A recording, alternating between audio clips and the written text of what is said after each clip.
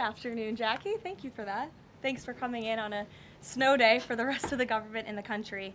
And as much of the country feels the impacts of that winter storm, President Trump continues to monitor the situation closely, and he has remained in constant contact with FEMA and emergency responders. President Trump also quickly approved 12 federal emergency disaster declarations within 24 hours for the states of Arkansas, Georgia, Indiana, Kentucky, Louisiana, Maryland, Mississippi, North Carolina, South Carolina, Tennessee, Virginia, and West Virginia, enabling these states to access critical federal resources to supplement their response efforts if needed. These declarations will help state-led efforts of turning power back on, clearing roads for emergency services, and keeping communities safe. The White House will continue to correspond directly with governors and local officials in the coming days, especially in those states that were harshly impacted by this storm.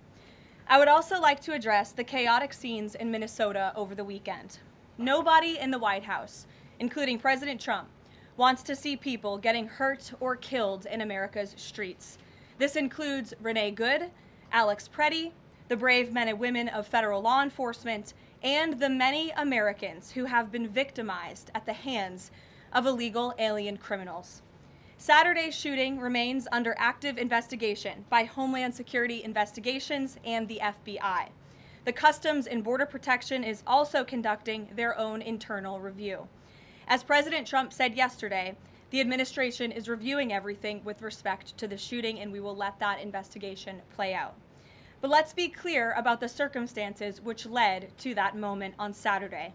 This tragedy occurred as a result of a deliberate and hostile resistance by Democrat leaders in Minnesota. For weeks, Governor Walz and the Mayor Jacob Frey and other elected Democrats were spreading lies about federal law enforcement officers who are risking their lives daily to remove the worst criminal illegal aliens from our streets: murderers, rapists, pedophiles, human traffickers, and gang members. Governor Walz and Mayor Frey have shamefully blocked local and state police from cooperating with ICE, actively inhibiting efforts to arrest violent criminals. They have also used their platforms to encourage left-wing agitators to stalk, record, confront, and obstruct federal officers who are just trying to lawfully perform their duties, which has created dangerous situations threatening both these officers and the general public and Minnesotans alike. This is precisely what unfolded in Minneapolis on Saturday morning. Obstructing federal law enforcement and inciting violence against officers is wrong and illegal. This used to be a universally accepted position in the United States. Amid the hysteria, we must remember how we got here to this moment today and what this Democrat opposition is about. Former President Joe Biden and the Democrats opened America's borders for 4 years, inviting tens of millions of illegal aliens from all over the world to flood into our country. Among them, violent criminals who terrorized American communities and have inflicted devastating, permanent pain and harm on law-abiding Americans and their families. Yet we never saw outrage from Democrats or their allies in the liberal media over these horrifying crimes against U.S. citizens. The pain of American angel families was ignored and dismissed because it undermined the Democrat narrative.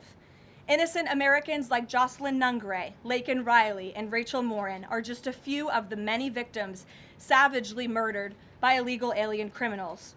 Earlier this month, an illegal alien from Mexico with a long criminal history who came into our country under Joe Biden's administration threw a baseball-sized stone at a school bus carrying children in New Jersey and fractured the skull of an 8-year-old innocent child. President Trump promised accountability to these American families by securing the border, deporting every illegal alien who has committed crimes, especially and most importantly, violent crimes. Nearly 80 million Americans voted for him to deliver on that very promise, and he is. As the duly elected president, the president is fulfilling the will of the people by arresting and removing these threats from our country in cities from Los Angeles to New York and, yes, Minneapolis. Yet Democrat leaders in Minnesota with sanctuary city policies have actively defied federal immigration law and the will of the people. And as a result of that defiance, 2 Minnesotans have now tragically lost their lives on the streets of Tim Walz's state. It is President Trump's hope and wish and demand for the resistance and chaos to end today. That's why President Trump spoke with Governor Walz directly this morning, and he has outlined a clear and simple path to restoring law and order in Minnesota. Number one, Governor Walz, Mayor Frey, and all Democrat leaders should turn over all criminal illegal aliens currently incarcerated in their prisons and jails to federal authorities, along with any illegal aliens with active warrants or known criminal histories for immediate deportation. Number two, state and local law enforcement must agree to turn over all illegal aliens who are arrested by local police. And then thirdly, local police must assist federal law enforcement in apprehending and detaining illegal aliens who are wanted for crimes, especially violent crimes. If Governor Walz and Mayor Frey implement these common sense cooperative measures that I will add have already been implemented in nearly every single other state across the country, Customs and Border Patrol will not be needed to support ICE on the ground in Minnesota. ICE and local law enforcement can peacefully work together, as they are effectively doing in so many other states and jurisdictions.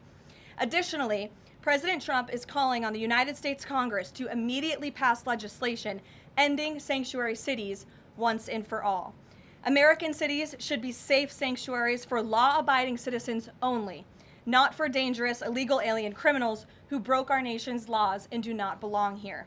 We hope Governor Walz will do the right thing and continue to work with President Trump to keep the American people safe following their call this morning. Americans overwhelmingly want exactly what President Trump is delivering: strong borders and strict immigration enforcement against the worst illegal aliens, of which there are still hundreds of thousands to deport from the interior of our country. The most peaceful way to carry out this vital public safety mission is for Republicans and Democrats to do it together, and for state and local law enforcement to work together with federal law enforcement. We want to let cops be cops. You wouldn't know this continues to be a very popular policy position from the biased media coverage over the course of the last few days, but polling shows huge support for this exact thing President Trump is calling for. More than 80% of Americans favor deporting illegal aliens convicted of violent crimes. A country unable to deport criminals who enter it illegally is no country at all. The open borders agenda of Kamala Harris, Tim Walz, and the Democrats was already on the ballot on November 5th, 2024, and it was resoundingly rejected. President Trump will never back down from his promise to deport violent criminal illegal aliens and make America safe again, and he welcomes all cooperation in that effort. With that, I will answer your questions. And Jordan Conradson, why don't you kick us off today? Thank you for being here. Thank you, Caroline. Jordan Conradson from Gateway Pundit. I have a few questions. First, with respect to the shooting in Minneapolis, we're seeing massive outrage from mainstream media and the left, but I'm just wondering, where was that outrage when Ashley Babbitt, an Air Force veteran, was executed by Capitol Police Officer Michael Byrd, who she posed no threat to in the U.S. Capitol? Well, you raised a very important point, which I also believed I just raised as well in those opening remarks, in that there has no doubt been selective outrage by the liberal biased media in picking and choosing victims and highlighting their stories. And as I've said, President Trump does not want any Americans to lose their lives in the streets of America and in American communities across the country. He believes what happened on Saturday is a tragedy, but every life is equal to President Trump, and that's why the lives of Laken Riley and Jocelyn Nungray continue to matter to him and be an utmost priority to him to this very day. And it's unfortunate that we did not see the same type of sensationalist media coverage over the tragic deaths of those innocent American women and girls across the country as we are in the wake of this tragedy that took place on Saturday. Gabe. Sure, go ahead, Jordan. I want to get your response to this. The Arizona Attorney General, just days before this shooting in Minneapolis, she seemingly encouraged rioters to go out and shoot and kill ICE agents. And I'll quote her here. She said, "If you reasonably believe your life's in danger and you're in the house or in your car or on your property, you can defend yourself with lethal force." And she said that you can't tell if ICE agents are law enforcement or imposters, and it becomes an issue of whether you reasonably believe they were law enforcement. Do you have a response to that, and does the White House believe that she should be held accountable for these remarks? Such dangerous rhetoric, as I pointed out, is exactly what has brought us to this position today, where you have elected Democrat officials across the country who are encouraging left-wing agitators and crazy people to go out and unlawfully obstruct lawful immigration enforcement. Again, these brave men and women of ICE and Border Patrol and the federal enforcement are just trying to do their jobs to enforce our nation's immigration laws and to go after the worst of the worst in this country. I would encourage everyone in this room, and I would encourage the Arizona Attorney General to look at the video of an ICE agent in Minneapolis. He was approached by left-wing agitators who were honking their horns and were screaming slurs at him, and he rolled down his window and he said, "What are you doing? I am out here trying to catch a child predator, somebody who has convicted crimes against an innocent child, and you are trying to obstruct me from doing my job." This rhetoric against ICE, comparing them to Nazi Gestapo, Donald Trump's police force, is despicable, it is shameful, and it is precisely what has led to the escalation of tensions in Minneapolis and in other places across the country. Gabe, go ahead. Be looking into her for justifying violence? I would defer you to the Department of Justice on that. Thank you, Karoline. Regarding Minnesota, on Saturday, the Department of Homeland Security posted that Preddy looks like he wanted to do maximum damage and massacre law enforcement. Stephen Miller on Saturday posted that, or called Preddy a would-be assassin. Why did administration officials jump to conclusions before an investigation had even been conducted? Well, look, this has obviously been a very fluid and fast-moving situation throughout the weekend. As for President Trump, whom I speak for, he has said that he wants to let the investigation continue and let the facts lead in this case. With regards to the deployment of Tom Homan to Minneapolis, should the deployment of Mr. Homan to Minneapolis be seen as a sign that the president is dissatisfied with how the officials on the ground had handled the incident? No, Mr. Homan is doing an exceptional job, and he has been working with Secretary Noem and President Trump over the course of the last year. Secretary Noem still has the utmost confidence and trust of the President of the United States, and she's continuing to oversee the entire Department of Homeland Security and all of the immigration enforcement that's taking place across the whole entire country. Of course, Secretary Noem is also in charge of FEMA, and we are in the wake of a brutal winter storm where hundreds of thousands of Americans have been impacted by that. So Borders Are Homan is in a unique position to drop everything and go to Minnesota to continue having these productive conversations with state and local officials, and I know that he's catching a plane in just a few hours to do just that at the request of the president. Jennifer. On Saturday's shooting, has the president been briefed, and have you been briefed on specific details of the shooting? How many shots were fired? How many guns discharged? And I mean, did the protesters' gun go off, or only the officers' guns? Do you have any of those details? Again, the investigation is continuing, Jennifer, and we will let the facts lead and we will let the facts play out. In this investigation, I do know that HSI and FBI are conducting interviews with those that were involved and the agents who were involved in this unfortunate tragedy on Saturday. Are they keeping the president up to date on all those details? The president is obviously very much on the ball with respect to this investigation. I think he's made that quite clear with the various statements that you've seen him put out, and also the 4 points that the president has outlined as well to Governor Walz, and to encourage him to cooperate with ICE and with the administration. Mary. Thanks, Karoline. To follow on Gabe's question, Secretary Noem said Alex Preddy committed an act of domestic terrorism. Stephen Miller labeled Preddy a domestic terrorist. Does the president agree with them? Look, as I've said, I have not heard the president characterize Mr. Preddy in that way. However, I have heard the president say he wants to let the facts in the investigation lead itself. Was he alarmed to hear his top officials referring to him in that way, rushing to that judgment? Danny, go ahead. Thanks, Caroline. On Stephen Miller's comments, will Stephen Miller be apologising to the family of Alex Preddy for calling him, quotes, an assassin who tried to murder federal agents, despite the fact that, as you say, this is still under investigation? Look, again, this incident remains under investigation, and nobody here at the White House, including the President of the United States, wants to see Americans hurt or killed and losing their lives in American streets. And we mourn for the parents. As a mother myself, of course, I cannot imagine the loss of life, especially losing one's child. And that same empathy from the President goes for the parents of angel families, and parents of victims of illegal alien crime across our country as well. And that's exactly why the president continues to be wholeheartedly committed to deporting the worst of the worst criminals from our country. Why don't we go to the back? Kelly. Karoline, does the president believe that the killing, though, was a mistake? Has he expressed that at all? Again, the president has said, we have to review it, and this investigation needs to continue, and he's letting the facts on the investigation lead itself. Does he want the body camera footage to be released to the public? Now, that's not something I've heard the president commit to, so I won't do that from the podium. Sure. Caroline, how serious is the administration taking allegations that local and state officials in Minnesota are actively coordinating with demonstrators through encrypted or non-encrypted communications, as well as providing government resources to impede immigration enforcement operations? I'm sorry, Carrie, could you repeat your question?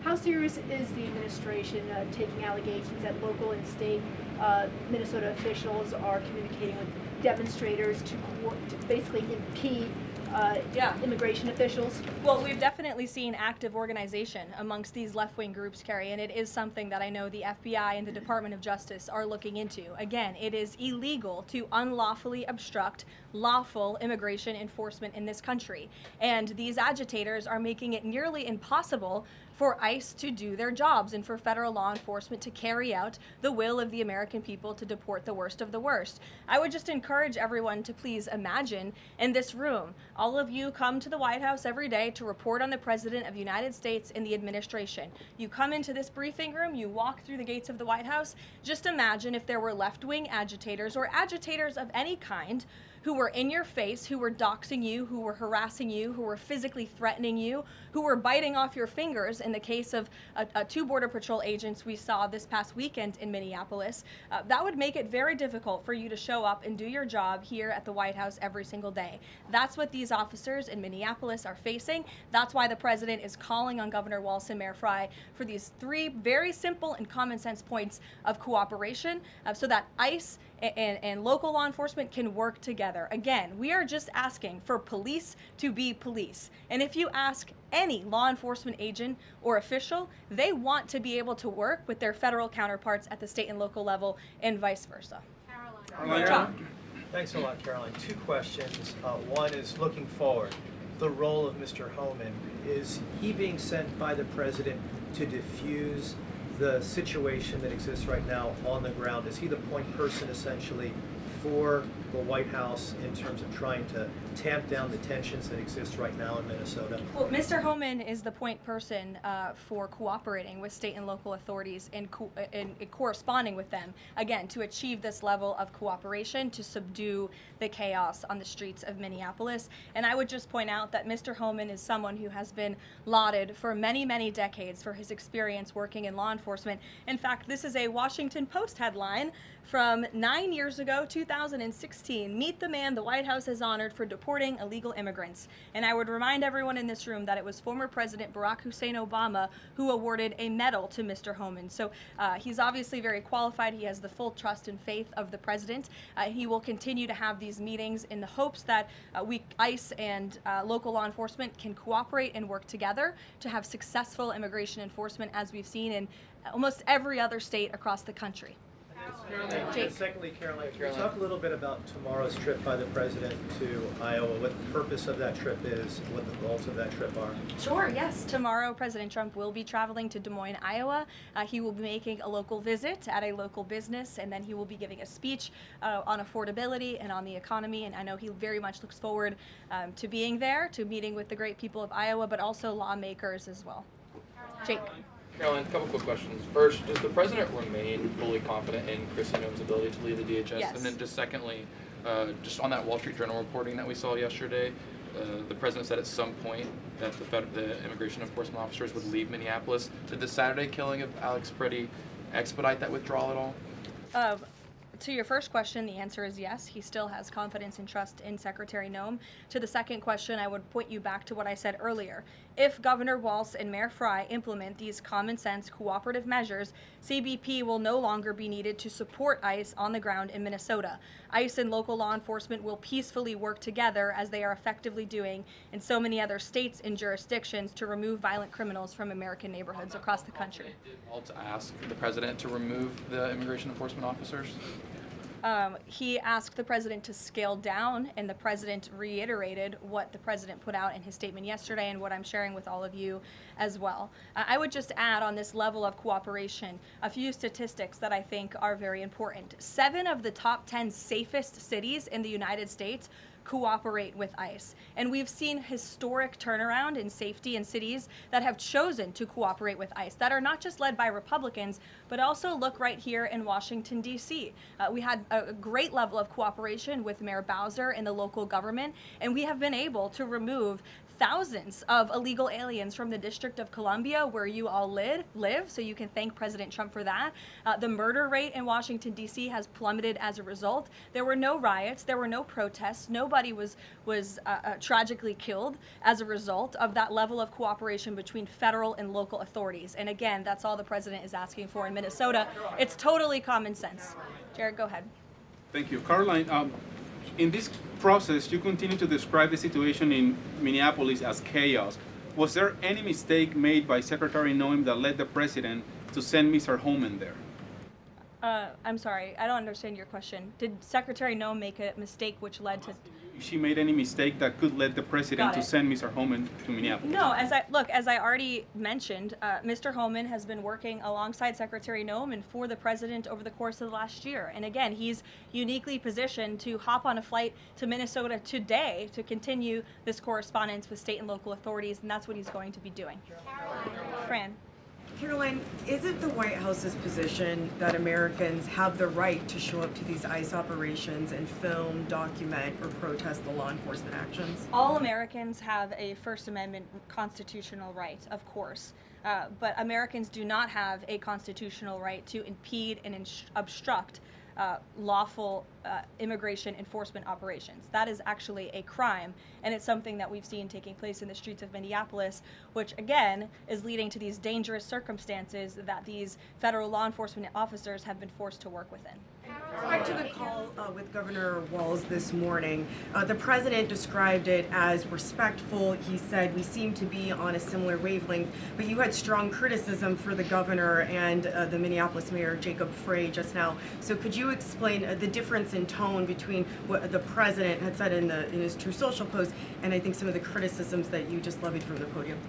Fran, I think the criticisms that I laid out, I'm painting the picture for all of you in this room, are what led to the moment that we are in today, where Governor Walz and President Trump are having a conversation, a constructive and productive conversation to end the chaos and the lawlessness that has taken place in Governor Walz's state. Elena. Thank you. I had a question. With Homan now going to Minnesota, is Gregory Bovino also going to remain in Minnesota overseeing these ICE operations? Mr. Bovino is a wonderful man, and he's a great professional.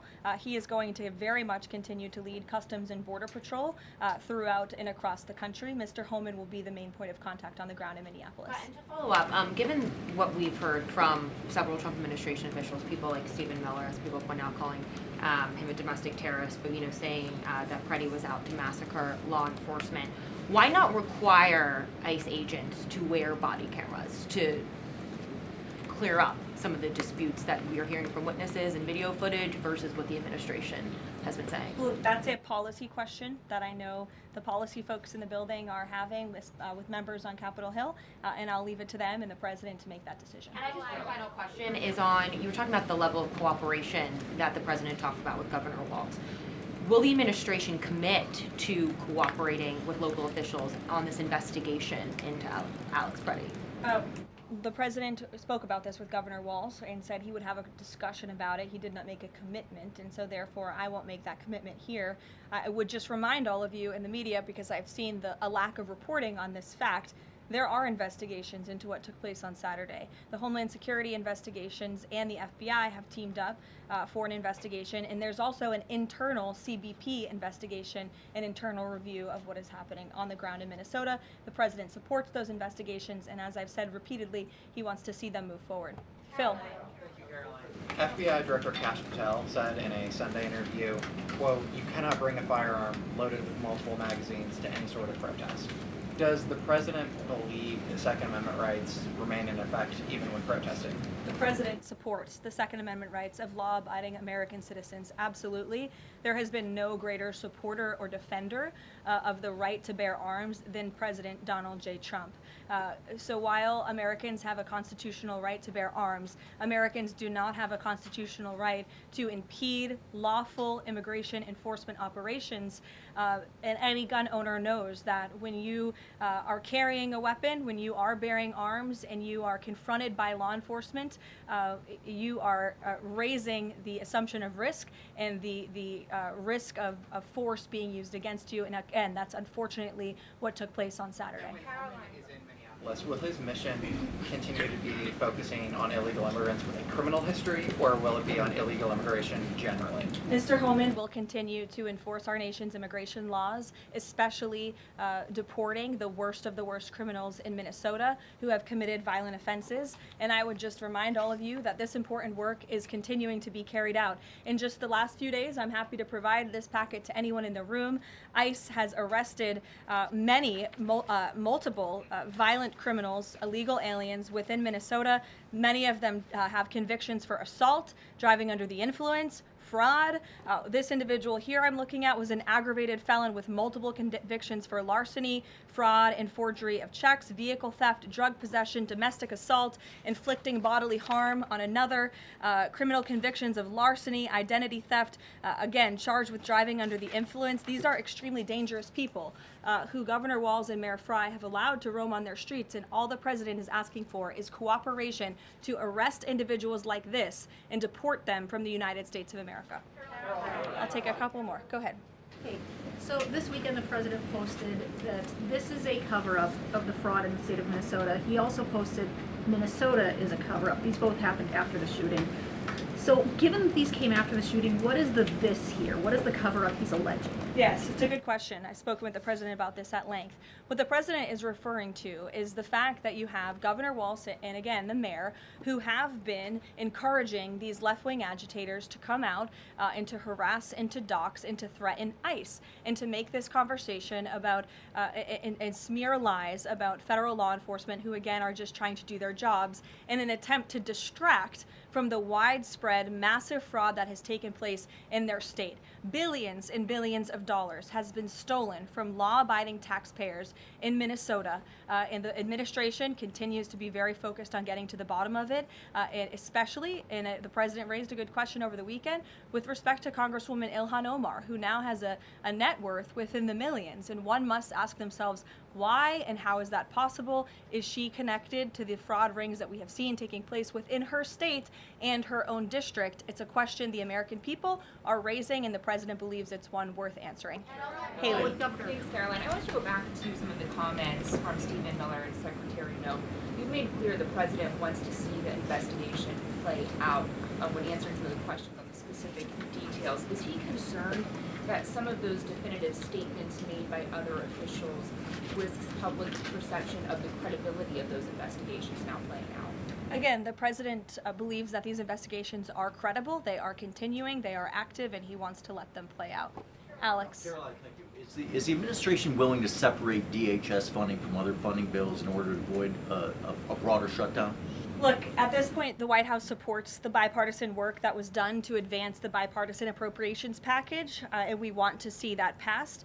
Policy discussions on immigration in Minnesota are happening. Look, the president is leading those discussions as evidenced by his correspondence with Governor Walz this morning, but that should not be at the expense of government funding for the American people, which would include, as you know, Alex, FEMA funding, and we are in the midst of the storm that took place over the weekend, and many Americans are still being impacted by that. So we absolutely do not want to see that funding lapse, and we want the Senate to move forward with passing the bipartisan appropriations package that was negotiated on a bipartisan basis. And secondly, there's another round of Russia-Ukraine talks this weekend, Sunday.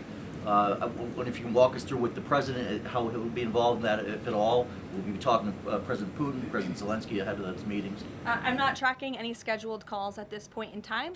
However, the president remains deeply involved, and of course he's being apprised by his advisors, namely Jared Kushner and Special Envoy Witkoff, on these talks. They had a multilateral meeting this past weekend, which didn't get a ton of coverage, but that was historic in nature, where the president's team has really brought two sides of this war to the table together to move the ball closer towards peace. So the president is not giving up on the peace process. He obviously just met with President Zelensky when we were in Davos, Switzerland, but I'm not tracking any calls scheduled for this week.